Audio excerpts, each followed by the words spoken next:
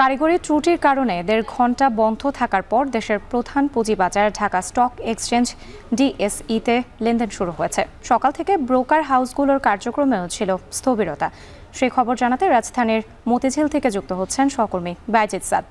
১.৫ ঘণ্টা লেনদেন বন্ধ থাকায় বিনিয়োগকারীরা কতটা ক্ষতিগ্রস্ত হলেন?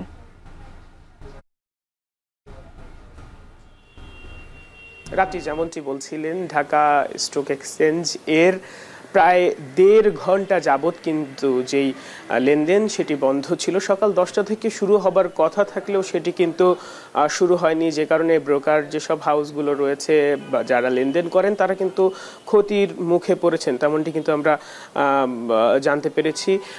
কিছুক্ষণ আগেই কিন্তু একটি বার্তা দেওয়া হয় যেটি ১.৫ ঘণ্টা পরে যে যান্ত্রিক যেই ত্রুটিটি ছিল সেটির সমাধান হয়ে গেছে। মূলত ঢাকা স্টক এক্সচেঞ্জ দেশের প্রধান একটি পুঁজিবাজার। সপ্তাহের যে শুরুর দিন, যেহেতু শুক্র শনি বন্ধ ছিল, সপ্তাহের শুরুর দিনে কিন্তু লেনদেন শুরু হবার কথা থাকলেও সেই নির্ধারিত সময়ে সেটি শুরু হয়নি।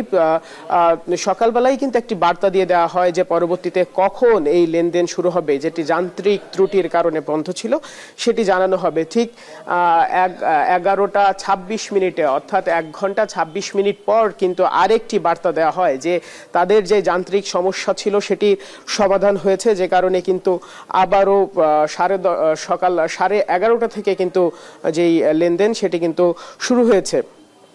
এদিকে লেনদেনের খরায় পুঁজিবাজারের মন্দাভাবও কিন্তু দেখা যাচ্ছে যে কাটছিল না। আর গেল সপ্তাহে 4 কার্য দিবসে ডিএসইর সার্বিক সূচক 15 পয়েন্ট বাড়লেও এই সপ্তাহের 4 কার্য দিবসেই লেনদেন হয়েছে 400 কোটি টাকার নিচে, যেটি কিন্তু একটি দুশ্চিন্তার কারণ। আবার অন্যদিকে যারা রয়েছেন, যারা এই শেয়ার বাজারে যাদের লেনদেন হয় তারা কিন্তু একটি দুর্ভোগে পড়েছেন। তারা বলছেন যে তাদের যে লেনদেন শুরু হবার কথা ছিল সকাল 10টা থেকে, সেটি কিন্তু দেরিতে শুরু হয়েছে। আবার বিভিন্ন সময় দেখা যায় যে এই লেনদেনটি যখন দেরিতে শুরু হয় সেক্ষেত্রে কিন্তু সময়ও লেনদেনের বাড়িয়ে দেওয়া হয়। তবে এখন পর্যন্ত কিন্তু তেমন কোনো বার্তা আমরা পাইনি যে আবারও তাদের এই যে লেনদেন, সেই লেনদেনের সময়টা বর্ধিত করা হবে কিনা, সেটি কিন্তু সেরকম কোনো বার্তা আদতে এখন পর্যন্ত জানানো হয়নি। তবে কারিগরি একটি ত্রুটি, অর্থাৎ যান্ত্রিক ত্রুটির কারণে কিন্তু এটি বন্ধ ছিল। আমরা যতটুকু জানতে পেরেছি,